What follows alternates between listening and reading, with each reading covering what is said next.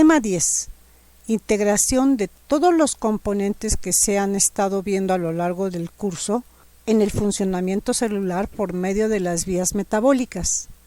Un ejemplo de esto es la generación de la energía en las mitocondrias. Las características particulares que presenta cada uno de los componentes celulares, como los ácidos nucleicos, los lípidos, las proteínas y los hidratos de carbono que forman a una célula, son muy importantes, pero cuando se estudian al nivel en el que se ven sus interacciones y cómo todas estas permiten realizar una serie de funciones que mantienen a las células vivas, es cuando realmente la bioquímica tiene la posibilidad de entender cómo todas estas funciones se llevan a cabo, de tal manera que le permitan a las células formar nuevas células, crecer y obtener los componentes que necesitan del ambiente para mantenerse en interacción con el medio que las rodea. En 1838, el médico alemán Theodor Schwann definió el concepto de metabolismo celular como parte de su proposición de que los fenómenos propios de las células pueden ser clasificados en dos grupos naturales.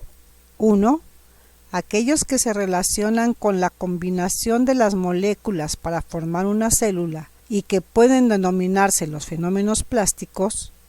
Y dos, los que resultan de los cambios químicos, ya sea en las partículas componentes de la propia célula o en el citoblastema que las rodea, es decir, lo que actualmente se conoce como citoplasma, y que pueden llamarse fenómenos metabólicos, que incluyen a los que están sujetos a ocasionar o sufrir cambios. Este investigador es el mismo de Sladen y Schwann que postulan la teoría celular, y en 1836 también descubrió a la pepsina, que es la enzima principal de los jugos gástricos ácidos de los vertebrados. Esta enzima digiere parcialmente las proteínas en péptidos, al romper particularmente los sitios en los que se encuentran los aminoácidos tirosina y fenilalanina. Se considera que en las células vivas el metabolismo es el conjunto completo de las transformaciones que se dan en diversas moléculas orgánicas, como las que están enmarcadas en los recuadros rojos, que pertenecen a los lípidos, a los hidratos de carbono o carbohidratos, a los nucleótidos y a las proteínas. Algunos ejemplos de estas vías son la glucólisis y el ciclo de Krebs, en los que el rompimiento de la glucosa permite obtener energía en forma de ATP. El de las pentosas fosfato, que por un lado generan el NADPH, que es requerido para la síntesis de los esteroides y de los ácidos grasos, además de mantener reducido al glutatión, que protege a las células gracias a su acción antioxidante. También se encuentra la síntesis de las ribosas para la formación de nucleótidos y ácidos nucleicos. Otra vía es la beta-oxidación de los ácidos grasos en la mitocondria, lo que resulta en la obtención de ATP. Las rutas metabólicas llevan a cabo estas modificaciones gracias al uso de las enzimas.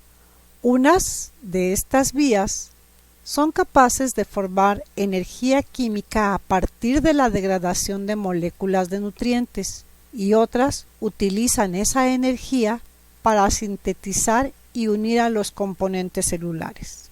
El catabolismo se encarga de degradar los nutrientes orgánicos complejos, como son los hidratos de carbono, las grasas y proteínas. Las transforman en productos terminales simples, por ejemplo, el ácido láctico, el dióxido de carbono, el amoníaco y el agua.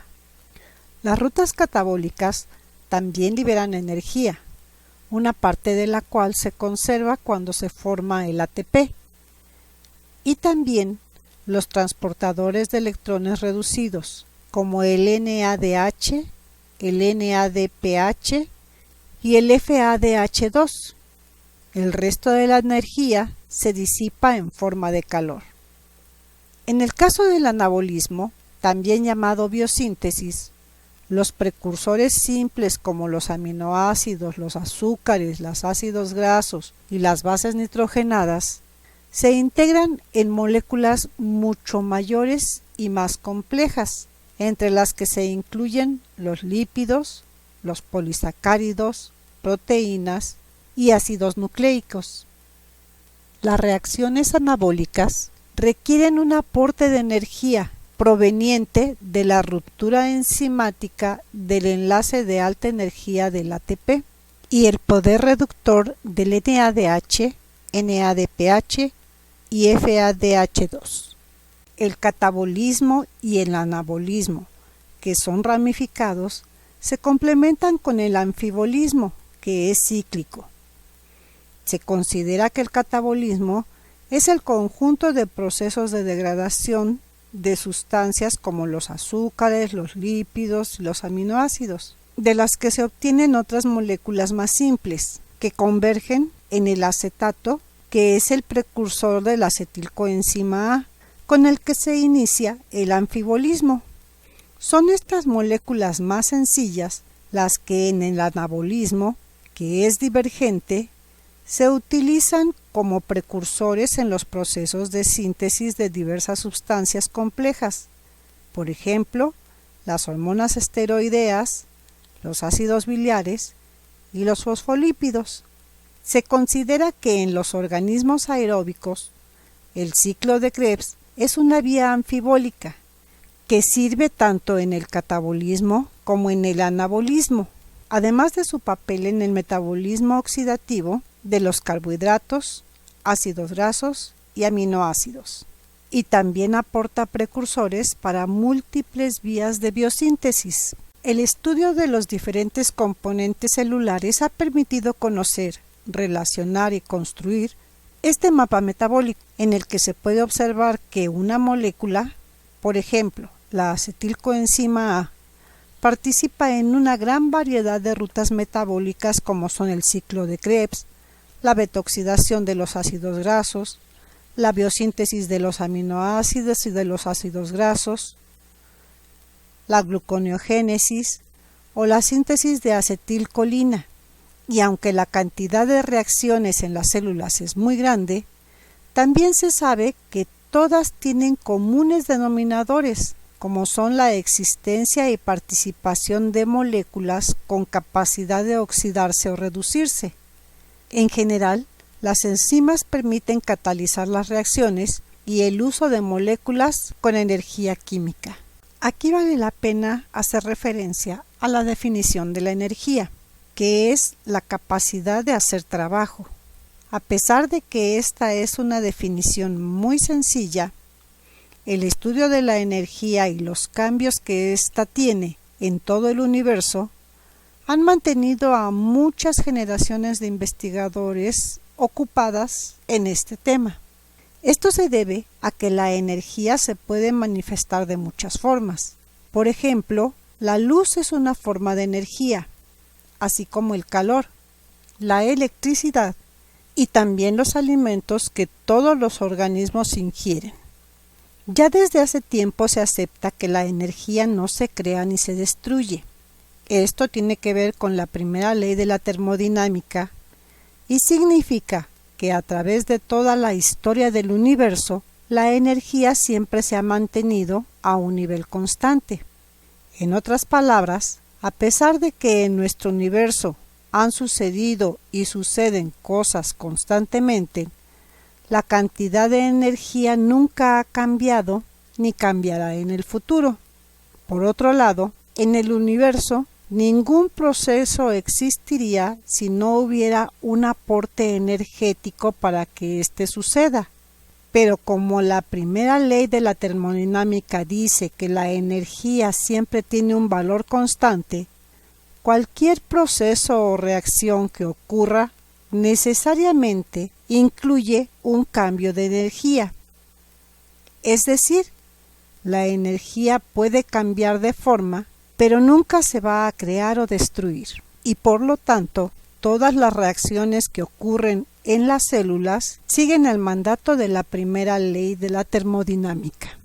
Para empezar a entender en forma exacta cómo ocurre y de qué naturaleza son las transformaciones energéticas en los seres vivos, es necesario recordar que en todos los organismos todo funciona. Uno de los principales procesos que seguramente existieron cuando los organismos comenzaron a formarse es la estructuración indispensable de las membranas, cuya función fundamental en un principio y ahora consiste en la separación de espacios.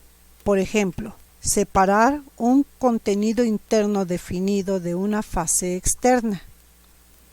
Como se puede observar en esta imagen, las membranas que se han estructurado a lo largo del tiempo presentan proteínas específicas por las que se les puede reconocer el sitio en donde se encuentran. En la parte superior vemos la membrana plasmática, en la parte inferior del lado izquierdo la membrana interna de la cresta mitocondrial y del lado derecho la membrana del lumen del tilacoide, cada una con sus proteínas particulares que permiten identificarlas y saber a qué lugar corresponden. Y es así que para los años de 1949 a 1951, Lehninger y Morris demuestran que la oxidación de los alimentos generaba poder reductor en forma de NADH. Para ese momento, también se sabía que la cadena respiratoria unía y transportaba equivalentes reductores y los dirigía hacia su reacción final con el oxígeno molecular para formar agua, en tanto que la energía se producía y se empleaba para unir el fosfato al ADP. También para este momento ya se utilizaba el concepto de la fosforilación oxidativa, que es el proceso mediante el cual la energía obtenida de los nutrientes se libera y es atrapada para formar el ATP con un fosfato de alta energía, debido a que este grupo con carga negativa, cuando se encuentra con otra molécula igual, tiende a repelerse y por lo tanto se requiere de mucha energía para poder unirlo al ADP y así formar el ATP. En 1961, Peter Mitchell publica una teoría que propone que la mayor parte de la síntesis del ATP en la respiración celular proviene de un gradiente electroquímico que se establece entre la membrana interna y el espacio intermembrana de la mitocondria, mediante el uso de la energía del NADH y del FADH2, que se han formado por la ruptura de las moléculas ricas en energía como es la glucosa. En esta postula que el transporte de electrones se debía a la inducción de un bombeo de estos, que generaba una diferencia de concentración y establecía un potencial eléctrico en ambos lados de la membrana, que se da gracias a la cadena de transporte de electrones. Además, la energía acumulada por estas diferencias en las concentraciones era la que utilizaba la ATP sintasa para formar ATP a partir del ADP más el fosfato inorgánico. Por otro lado, las concentraciones de protones dentro y fuera de la matriz extracelular son distintas. El pH también es ligeramente más ácido en el espacio intermembranal, lo que favorece la tendencia de que los protones sigan entrando a la matriz a favor del gradiente y por lo tanto produciendo más moléculas de ATP. Debido a que los electrones no pueden estar libres en el ambiente, tienen que asociarse siempre a una molécula. En esta ilustración, todo este complejo de proteínas que se encuentra en la membrana. El complejo de la ATP sintasa está formado por un motor, denominado F0, y un generador F1. El poro de protones consta del anillo C y de la proteína A. El componente rotatorio es la subunidad G, enrollada en espiral, que está unida a la subunidad de epsilon y al anillo C. el componente estacionario de la unidad hexamérica A3B3 es mantenido en su lugar por las proteínas D, B y A. Cuando los protones son forzados a pasar por el anillo, se genera la rotación de la subunidad G de la ATPasa, que induce cambios conformacionales simultáneos en los tres dímeros AB. Cada rotación de 120 grados causa la expulsión de un ATP, la fijación de ADP más fosfato y la síntesis del ATP. Si ahora se toma en cuenta que los diferentes tipos de alimentos contienen energía, podemos observar que 1 gramo de proteína o de hidrato de carbón contiene 4 kilocalorías de energía, 1 gramo de grasa, 9 kilocalorías, y 1 gramo de alcohol, 7 kilocalorías. El catabolismo de los hidratos de carbón o los glúcidos se inicia cuando los carbohidratos se transforman por la vía de la glucólisis en piruvato y de ahí en acetilcoenzima A. Esta acetilcoenzima A entra al ciclo de Krebs y se obtienen moléculas con enlaces de alta energía, dióxido de carbono y agua. Las grasas se transforman por la acción de las lipasas en ácidos grasos, triacilgliceroles y colesterol, en tanto que los nucleótidos se degradan hasta obtener ácido úrico y urea. La digestión rompe a las proteínas y en el intestino se absorben los aminoácidos y los oligopéptidos. En el citoplasma se hidrolizan, se transforman y entran al ciclo de Krebs. A diferencia de los azúcares y las grasas, estas moléculas no se pueden almacenar. Cuando hay exceso de proteínas en la dieta, el hígado degrada los aminoácidos en piruvato y después, por la vía de la gluconeogénesis, los reconstituye en glucosa. También, cuando el consumo de hidratos de carbono o de grasas es mayor que el que se requiere, los azúcares se transforman en glucógeno y si aún están en exceso, se almacenan como grasas. Es así como a partir de la obtención de las unidades básicas, por medio del catabolismo, los individuos construyen las moléculas que necesitan para llevar a cabo sus funciones vitales, por medio de las vías anabólicas o de biosíntesis.